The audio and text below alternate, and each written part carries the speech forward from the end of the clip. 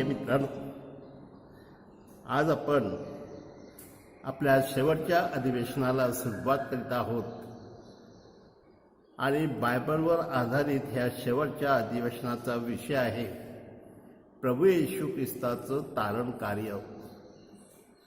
माझ्या प्रिय बंधूंनो, प्रभू येशू ख्रिस्ताने जगाचं तारण केलं, संपूर्ण जगातील सर्व माणसाचं तारण केलं.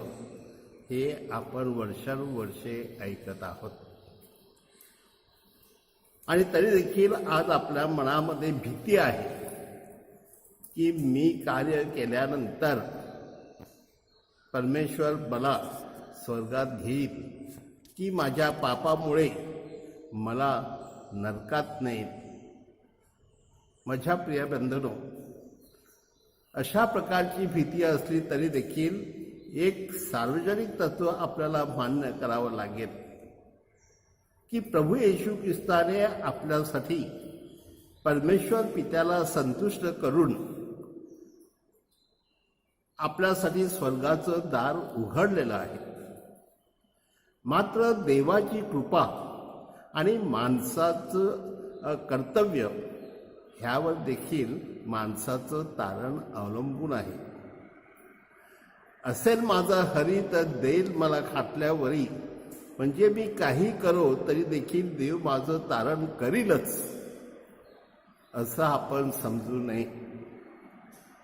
अनेकदा काही प्रोटेस्टंट लोक असं आपल्याला सांगतील की तुमच्या विश्वासामुळे तुमचं तारण झालेलं आहे. पण तू विश्वास तरी काय?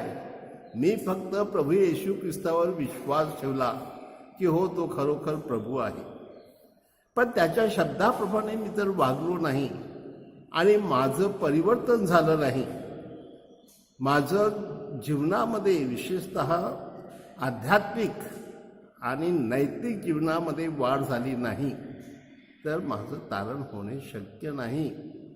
आणि त्याला कारणीभूत मी स्वतः आहे, प्रभू येशू ख्रिस्त नाही.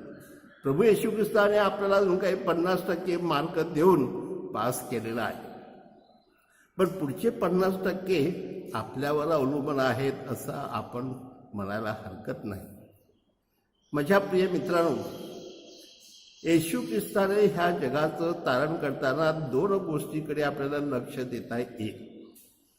एक म्हणजे प्रभू येशू ख्रिस्ताने केलेलं शारीरिक तारण, म्हणजे त्याच्या काळामध्ये तो जेव्हा मानवी रूपामध्ये ह्या जगात आला आणि इस्रायलमध्ये त्यांनी जे काही आपल्याला तारण केलेलं दिसतं ते शारीरिक तारण असं आपण समजूया. कारण त्या ठिकाणी प्रभू येशू ख्रिस्ताने जणू काही सुरुवातीलाच आपली कार्यदिशा जाहीर केलेली होती की परमेश्वराने दीनांना सुवार्ता सांगण्यासाठी मला पाठवले आहे आणि जे आंधळे आहेत त्यांना दृष्टी द्यावी, जे ठेचले गेलेले आहेत त्यांना उठवावी आणि जे बंदिस्त आहेत त्यांना मुक्त करावं. आणि शेवटी परमेश्वराच्या प्रसादाच्या वर्षाची घोषणा करावी, असं आपल्याला लूक 4:18 सांगितलेलं आहे. परंतु माझ्या प्रिय बंधू भगिनींनो, हे सगळं त्यांनी केलं हे आपण पाहिलं. उदाहरणार्थ प्रभू येशू ख्रिस्ताने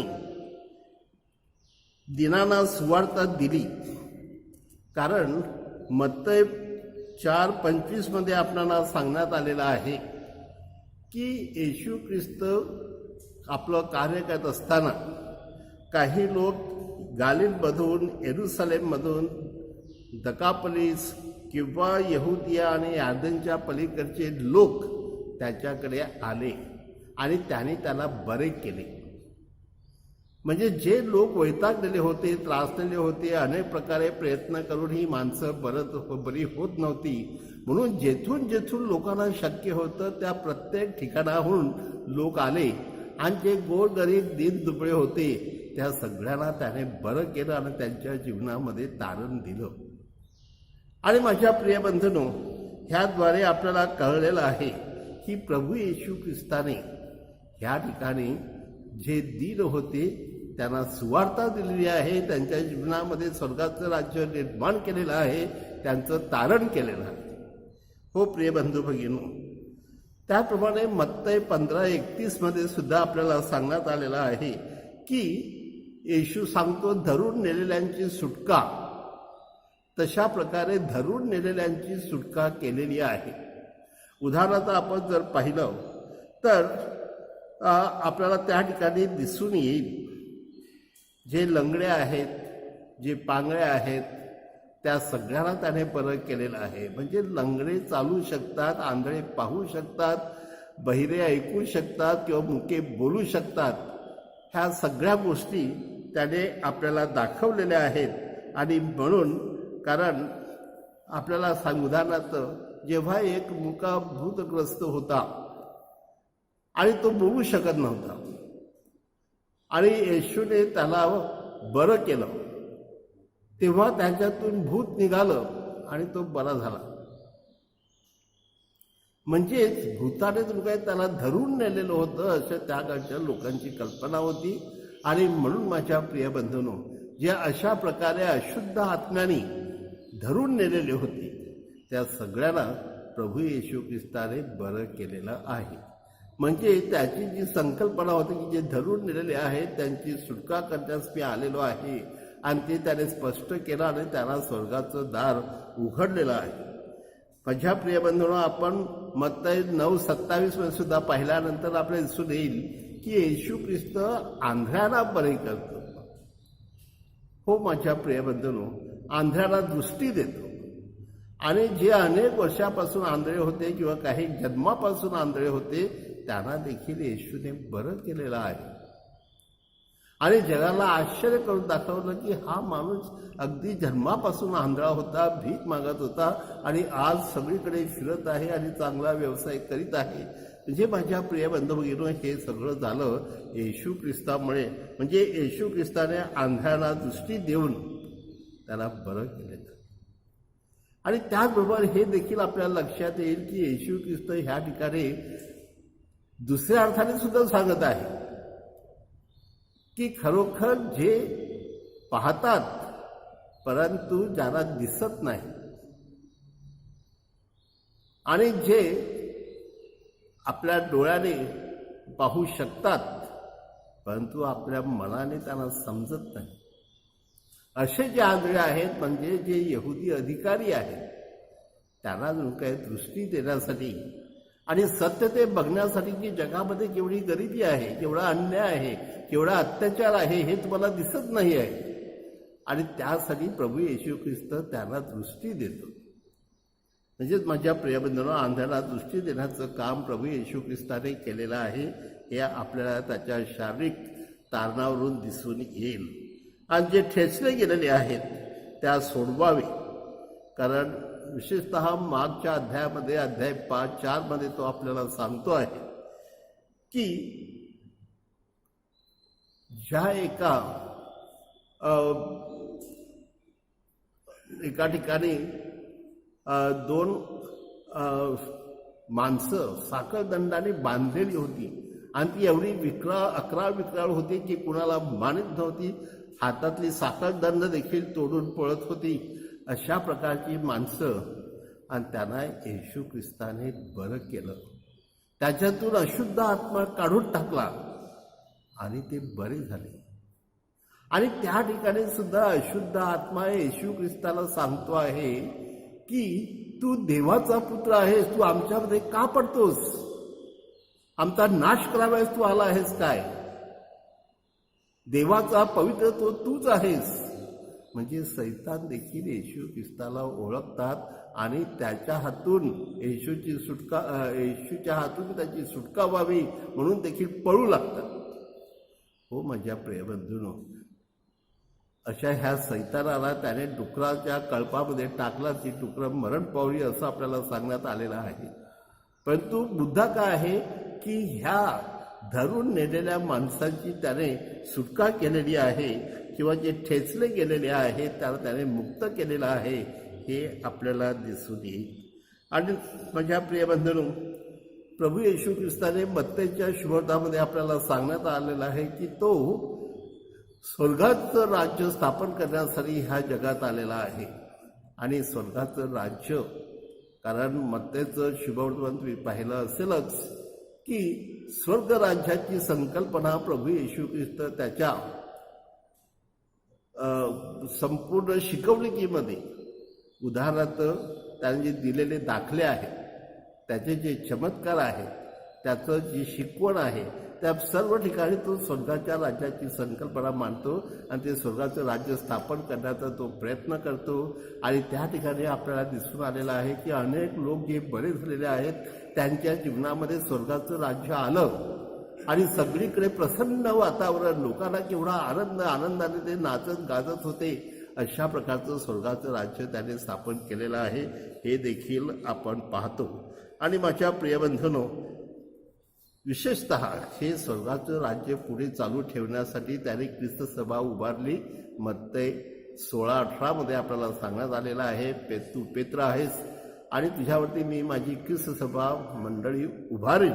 आणि त्याद्वारे त्याने ही ख्रिस्त सभा उभारलेली आहे. आणि माझ्या प्रिय बंधूंनो, ही ख्रिस्त सभा उभारताना शेवटी त्या शुभवर्तमानामध्ये अध्याय 28-19 मध्ये तो आपल्याला सांगत आहे की तुम्ही आता सर्व जगात जा आणि सर्व राष्ट्रातील सर्व लोकांस मी जे तुम्हाला शिकवलेलं आहे ते शिकवा आणि माझ्या आज्ञा त्यांना पाळावयास शिकवा आणि त्यांना पित्याच्या, पुत्राच्या, पवित्र आत्म्याच्या नावाने बाप्तिस्मा द्या. हो माझ्या प्रिय बंधूंनो, म्हणजे प्रभू येशू ख्रिस्त ह्या जगामध्ये जे स्वर्गाचं राज्य स्थापन करण्यासाठी आला होता, त्यासाठी त्याने ख्रिस्त सभा निर्माण केली, ख्रिस्त सभेला आदेश दिला आणि त्याचं कार्य पुढे चालू ठेवलं. हे स्वर्गाचं राज्य आपल्याद्वारे पूर्ण व्हावं ही येशूची इच्छा आहे. म्हणून आपण देखील गावोगावी किंवा शहरोशहरी फिरून लोकांना हा संदेश देणं हे आपलं खरं कर्तव्य आहे. म्हणजे आपण खऱ्या अर्थाने येशूचे शिष्य बनू शकतो. माझ्या प्रिय बंधूंनो, प्रभू येशू ख्रिस्ताने मागच्या शुभवर्तमानामध्ये आपल्याला सांगितलेलं आहे की मी सेवा करण्यासाठी आलेलो आहे, सेवा करून घेण्यासाठी नाही. आणि सेवेचं त्याने उदाहरण दिलं आणि सांगितलं त्या ठिकाणी. तुम्ही अध्याय 10:45 बघा, कदाचित तुम्ही विसरलेले नसतील, परंतु त्यामध्ये सांगितलेलं आहे की मी सेवा करून घेण्यासाठी नाही तर सेवा करण्यासाठी आणि पुष्कळांच्या पापांच्या तारणासाठी मी माझं जीवन खंडणी म्हणून देण्यासाठी किंवा अर्पण करण्यासाठी आलेलो आहे.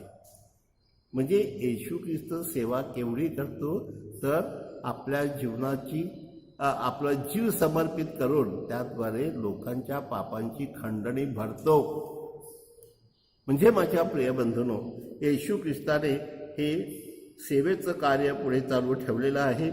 आणि विशेषतः आपल्याला योहान सांगत आहे, योहानच्या शुभवर्तमानामध्ये तो आपल्याला सांगत आहे की येशू पित्याची ओळख करून देण्यासाठी आलेला आहे, पवित्र आत्म्याची ओळख करून देण्यासाठी आलेला आहे. आणि विशेषतः आपण अध्याय 14 ते 17 हे जर प्रकरण किंवा हे अध्याय वाचले तर आपल्याला दिसून येईल की येशू त्या ठिकाणी पित्याची ओळख करून देतो. आणि विशेषतः आपल्याला शुभवर्तमानामधील अनेक घटनांमध्ये विशेषतः जे आपण पाहतो की उधळा पुत्र आहे, उधळ्या पुत्रामध्ये परमेश्वर किती दयाळू आहे, परमेश्वर किती क्षमाशील आहे, परमेश्वर किती माणसाचा काळजीवाहू परमेश्वर आहे. तो जीवन देण्यासाठी आलेला आहे, तो सुख देण्यासाठी आलेला आहे, तो शांती देण्यासाठी आलेला आहे. अशा प्रकारची ओळख आपल्याला प्रभू येशू ख्रिस्त पित्याची आणि पवित्र आत्म्याची, विशेषतः पवित्र आत्म्या तुम्हाला सत्य शिकवेल आणि सत्य तुम्हाला मुक्त करेल हे देखील तो सांगायला विसरलेला नाही. आणि पवित्र आत्म्याच्या देणगीद्वारे त्याने शिष्याला एवढं प्रभावित केलेलं आहे की जगाच्या कानाकोपऱ्यात जाऊन त्याने सुवार्ता देण्यास सुरुवात केलेली आहे. माझ्या प्रिय बंधूंनो, दुसरं एक महत्त्वाचं त्याचं कार्य म्हणजे आत्मिक कार्य, आत्मिक तारण. आणि हे जे आत्मिक तारण आहे हे आपल्याला पाहणं आवश्यक आहे. विशेषतः कदाचित तुम्ही उपवास काळामध्ये सुद्धा ऐकलं असेल की येशू ख्रिस्त कशा प्रकारे हे तारण करतो, आत्मिक तारण. आणि त्या ठिकाणी येशू ख्रिस्त विशेषतः योहान 19:28 मध्ये सांगत आहे शेवटी तो काल्वारीच्या फुसावर असताना तेथून बोलतो, पूर्ण झाले आहे. म्हणजे येशू ख्रिस्ताचं तारण कार्य पूर्ण झालं आहे. परमेश्वर पित्याने येशू ख्रिस्तावरती जी जबाबदारी टाकली होती ती त्याने पूर्ण केली आहे. प्रभू येशू ख्रिस्ताच्या संपूर्ण ह्या कार्यदिशेद्वारे त्याने जे ठरवलेलं होतं ते सगळं काही पूर्ण झालं आहे. म्हणजे येशू ख्रिस्ताने कोणतीही गोष्ट अपूर्ण ठेवलेली नाही आणि त्यासाठी आपल्या स्वतःचा जीव अर्पण करून त्याने जणू काही सगळं पूर्ण केलेलं आहे असं तो आपल्याला सांगत आहे. म्हणजे माणसाचं तारण कार्य परमेश्वराठाई. आता माझ्या प्रिय आपण बघूया की जगाच्या सुरुवातीपासून जेव्हा माणूस पाप करायला लागला तेव्हापासून परमेश्वर आणि माणूस ह्यांच्यामध्ये अंतर निर्माण झालं होतं आणि ते अंतर पुढे चालू ठेवण्यासाठी, पूर्ण करण्यासाठी किंवा ते अंतर दूर करून त्या ठिकाणी समेट घडवून आणण्यासाठी प्रभू येशू ख्रिस्ताने प्रयत्न केले. आणि त्यामुळेच पिता आपल्या पुत्राविषयी सांगतो आहे की हा माझा परमप्रिय पुत्र आहे आणि ह्याच्याविषयी मी संतुष्ट आहे. आणि माझ्या प्रियबंधूंनो, हे 2 वेळा तरी आपल्याला ऐकायला मिळतं. विशेष करून मत्तईच्या शुभमध्ये अध्याय 3 मध्ये 13 ते 17 आपण पाहूया त्या ठिकाणी.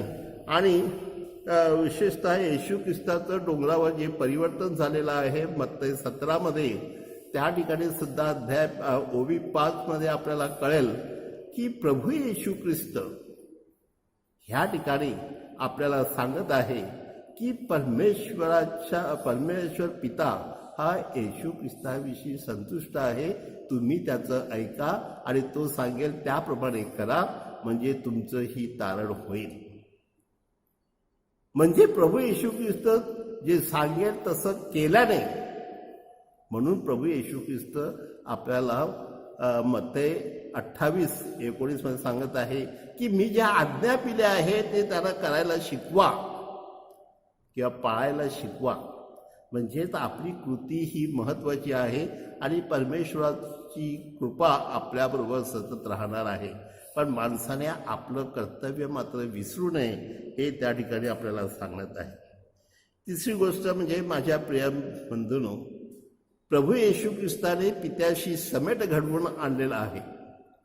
म्हणजे पापामुळे जे माणूस आणि देव ह्याच्यामध्ये अंतर निर्माण झालं होतं की येशू ख्रिस्त आदामने पाप केल्यानंतर आदाम लपला, तो परमेश्वराचा चेहरा पाहू शकला नाही आणि त्याला भीती वाटू लागली. मग त्याच्यामध्ये आणि परमेश्वरामध्ये अंतर निर्माण झालं. आणि माझ्या प्रियबंधूंनो, हे अंतर दूर करण्यासाठी प्रभू येशू ख्रिस्ताने आपल्या स्वतःचं बलिदान दिलेलं आहे. म्हणजे त्या पापाची किंमत दिलेली आहे की परमेश्वराचं हे कोकरू काल्वारीच्या वेदीवरती समर्पित करून परमेश्वराशी त्याने समेट केला आणि माणसाला स्वर्गाचं दार उघडलं आणि परमेश्वर आणि माणूस ह्यांच्यामध्ये चांगले संबंध परत सुरू झाले.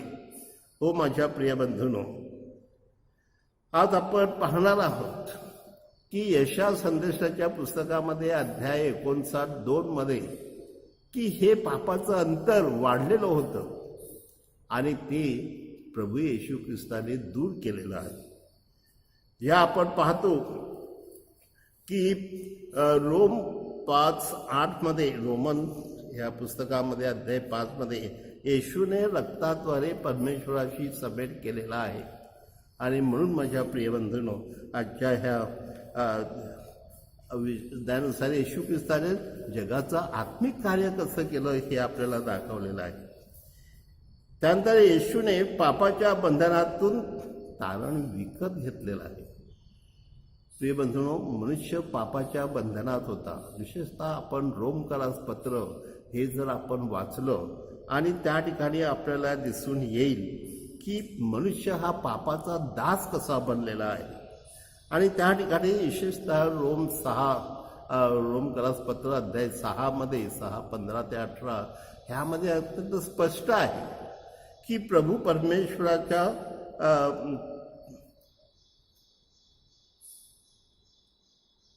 पापाचे दास म्हणून जन्म प्रभू येशू ख्रिस्त पापाचा दास म्हणून जन्माला आलेला नाही, तर तो मुक्त आहे आणि त्याने आपलं पापाद्वारे पापक्षमेद्वारे आपलं तारण केलेलं आहे. तर अध्याय रोमन 6 ओबी 15 ते 18 वाचा, त्यापर्यंत अर्थ काय अधिक स्पष्ट होईल तुम्हाला. आणि म्हणून माझ्या प्रियबंधूंनो, जर आपण कलसीकरास पत्र अध्याय 1 ते 23 हे सुद्धा वाचल्यानंतर आपल्याला कळेल की मनुष्य हा अंधारात होता, अंधार कोठडीमध्ये होता आणि प्रभू येशू ख्रिस्ताने आपल्याला प्रकाशात आणलेला आहे आणि प्रकाश दाखवलेला आहे. आणि जो मनुष्य प्रकाशात चालतो म्हणजे प्रभू येशूमध्ये चालतो, तो कधीही पुन्हा अंधारात चालणार नाही. म्हणून माझ्या प्रियबंधूंनो, ही गोष्ट आपण लक्षात घेऊया की प्रभू येशू ख्रिस्ताने आपल्याला ह्याद्वारे मुक्त केलेलं आहे. म्हणजे येशूच्या मरणाने आपण मुक्त झालो आहोत. आणि हे कधी होते तर आपल्या बाप्तिस्माच्या संस्कारावेळी. बाप्तिस्माद्वारे आपल्या सगळ्या पापाची परमेश्वर क्षमा करतो आणि आपल्याला मुक्त करतो, आपल्याला नवा प्रकाश देतो. आपल्या हातात मेणबत्ती दिली जाते, आपल्या समोर आपल्या खांद्यावरती सफेद फडका ठेवला जातो, अशासाठी की तुम्ही निष्कलंक आहात आजपासून आणि हे निष्कलंकपणे राहा तुम्ही आयुष्यभर, असं जणू काय आपल्याला सांगण्यात येतो. तो बाप्तिस्मा हा संस्कार जो आहे तो आपल्याला मुक्त करतो. आणि प्रभू येशू ख्रिस्त आपल्याला विशेष करून सर्व विकृतीतून मुक्त करतो. या जगामध्ये केवढी विकृती आहे. वाईट शब्द बोलणे, घाणेरडे शब्द बोलणे, विशेषतः वाईट विचार करणे, वाईट योजना आखणे, ह्या सगळ्या विकृतीतून विशेषतः आपण जर तिताचं पत्र अध्याय 4 जर आपण पाहिलं, तिताचं पत्र अध्याय 2 13 ते 14 ह्यामध्ये प्रभू येशू ख्रिस्त ह्या विकृतीतून आपल्याला मुक्त करतं असं दाखवलेलं आहे. आणि माझ्या प्रियबंधूंनो, प्रभू येशू ख्रिस्त केवळ एका विशिष्ट समाजाचंच नाही तर संपूर्ण जगाचं तो तारण करतो. सर्व जाती धर्म, सर्व युगातील सर्व लोक, ह्या सगळ्यांचं तो तारण करतो असं आपल्याला जे प्रकटीकरणाचं पुस्तक आहे त्यामध्ये आपल्याला अध्याय 5 9 ते 10 ह्याच्यामध्ये सांगतो आहे. प्रियबंधनो, प्रभू येशू ख्रिस्ताने पाप क्षमेद्वारे सर्व अपराधीपणा दूर केलेला आहे. आपण कदाचित मत्तई 9:3 पाहिलेलं आहे की येशू त्या पक्षघाती माणसाला सांगतो आहे की जा, तुझ्या पापाची क्षमा झालेली आहे. आणि तो मनुष्य बरा झाला, पक्षघाती मनुष्य बरा झाला. जे 4-5 लोकांनी उचलून आणलेला होता तो मनुष्य एका क्षणामध्ये चालू लागला, कारण त्याच्या पापाची क्षमा झालेली आहे. म्हणजे आपल्या पापाची क्षमा झाल्यानंतर आपण मुक्त होतो. प्रभू येशू ख्रिस्त अशा प्रकारे आपला अपराधीपणा दूर करतो आणि स्वर्गाचं राज्य आपल्याला देतो, म्हणजेच आपला आत्मिक तारण करतो. माझ्या प्रियबंधूंनो, संत पौल देखील आपल्याला सांगत आहे की येशू ख्रिस्त मरण पावला तेव्हा क्रुसावरील खिळ्याद्वारे त्याने तुम्हाला मुक्त केलेलं आहे. त्याच्या हातापायाला खिळे ठोकले आणि त्या शरीरातून जे रक्त बाहेर पडलं आणि ते समर्पण त्याने प्रभूला पित्याला अर्पण केलं, त्यावेळेला त्याने आपल्याला मुक्त केलेलं आहे. आणि म्हणून आपण आपल्या पापक्षमेद्वारे प्रभू येशू ख्रिस्त आपल्याला सर्व अपराधीपासून दूर करतो असं सांगण्यात आलेलं आहे. माझ्या प्रियबंधूंनो, येशूने परमेश्वरासमोर आपणास नीतिमान असं जाहीर केलेलं आहे. कारण ज्याला पाप ठाऊक नव्हतं असा पाप म्हणून झाला आणि त्याने सर्व जगाला पापातून मुक्त केलं असं माझ्या प्रियबंधूंना आपल्याला करंथीकरात दुसऱ्या पत्रामध्ये करंथीकरात दुसरे पत्र अध्याय 5:21 आपल्याला सांगण्यात आलेलं आहे. आणि परमेश्वर तेव्हापासून आपली पापं जमेस धरत नाही. म्हणून माझ्या प्रियबंधूंना हे लक्षात आपण ठेवूया की परमेश्वर आपल्याला ह्या गोष्टीपासून आपल्या सर्व पापांची आपल्याला क्षमा करतो. आणि कारण येशूने आपलं बलिदान आपल्यासाठी दिलेलं आहे, त्याचं बलिदान आपल्यासाठी दिलेलं आहे हे देवाला ठाऊक आहे. आणि म्हणून देवामध्ये आपण श्रद्धेची मुलं आहोत. माझ्या प्रिय बंधूंनो, आपण ख्रिस्त परिधान केलेला आहे असं आपल्याला गलती करा अध्याय 3 26 ते 27 ह्याच्यामध्ये सांगितलेलं आहे की प्रभू येशू ख्रिस्ताने त्या बाप्तिस्माद्वारे आपल्याला देवाची मुलं बनवलेली आहे पापक्षमेद्वारे, आणि त्यामुळे आपण ख्रिस्त परिधान केलेलं आहे आणि त्यामुळे आपलं तारण झालेलं आहे. तर हे जे आत्मिक तारण जे म्हणतो माझ्या प्रिय बंधूंनो, प्रभू येशू ख्रिस्ताच्या ह्या बलिदानाने झालेलं आहे आणि त्याद्वारे आपल्याला हे संस्कार दिले जात आहेत आणि आपल्याला आठवण करून दिले जात आहे. म्हणून प्रत्येकाने आपल्या घरामध्ये आपल्या बाप्तिस्म्याद्वारे परमेश्वराने मला कसं तारणमुक्त केलेलं आहे, म्हणजे सगळ्या विकृतीतून मुक्त केलेलं आहे हे मी ठरवलं पाहिजे. हो माझ्या प्रिय बंधूंनो, येशूने पवित्रीकरणाद्वारे परमेश्वराच्या कार्यासाठी सिद्ध असं केलेलं आहे. कारण प्रभू येशू ख्रिस्त आपल्याला पवित्र करतो, आपली पापं नष्ट होतात, आपण देवाशी समेट आपला झालेला असतो, देवाशी आपण एकरूप झालेलो असतो. आणि म्हणून माझ्या प्रिय बंधूंनो, असं आपण समजू नये की प्रभू येशू ख्रिस्ताने माझ्यासाठी काय केलेलं आहे. हो माझ्या प्रिय बंधूंनो, साऱ्या जगातील सर्व लोकांसाठी आणि सर्व लोकांना जाऊन सांगा की खाली प्रभू येशू ख्रिस्तामध्येच तारण आहे आणि तारणासाठी दुसरं नाव ह्या जगामध्ये दुसरं कोणतंही नाही आहे. म्हणून येशू ख्रिस्ताचा तुम्ही स्वीकार केला तरच प्रभू येशू ख्रिस्त तुमचं तारण करेल. आणि माझ्या प्रिय बंधूंनो, प्रत्येकानं हे कळू द्या की प्रभू येशू ख्रिस्त तुमच्या पापासाठी मरण पावलेला आहे, त्याने तुम्हाला ह्या बंधनातून मुक्त केलेलं आहे. म्हणून प्रभू येशू ख्रिस्त ह्याच क्षणी आपल्याला हे तारण देत आहे. विशेषतः प्रेषितांची कृत्ये अध्याय 26 ओवी 17 ते 18 पहा, किंवा हिब्रूकरास पत्र ह्या अध्याय 10 ते ओवी 10 बघा. आणि अशा ह्या अनेक संदर्भाद्वारे प्रभू येशू ख्रिस्त वरील आपला जर त्याच्यावर विश्वास असला तर परमेश्वर आपणास पवित्र बनवतो हे आपल्या लक्षात येईल आणि त्या पवित्रीकरणाद्वारे आपलं तारण होते. म्हणून माझ्या प्रिय बंधू, आपल्या सर्वांचं हे कर्तव्य आहे की आपण प्रभू येशू ख्रिस्ताचा स्वीकार करावा. तोच प्रभू आहे, तोच तारणारा आहे, जगाचा तारणारा एकमेव तारणारा तोच आहे, त्याशिवाय दुसरा पर्याय नाही. म्हणून सर्व लोकांनी प्रभू येशू ख्रिस्ताकडे वळावे आणि स्वतःचं तारण करून घ्यावे, हीच परमेश्वर पित्याकडे माझी प्रार्थना आहे. आपल्या सर्वांना शुभेच्छा. थँक्यू, आभारी. आणि हा कोर्स आपण पूर्ण केल्याबद्दल मी तुमचं अभिनंदन करतो आणि तुमचं कार्य पुढे चालू राहो.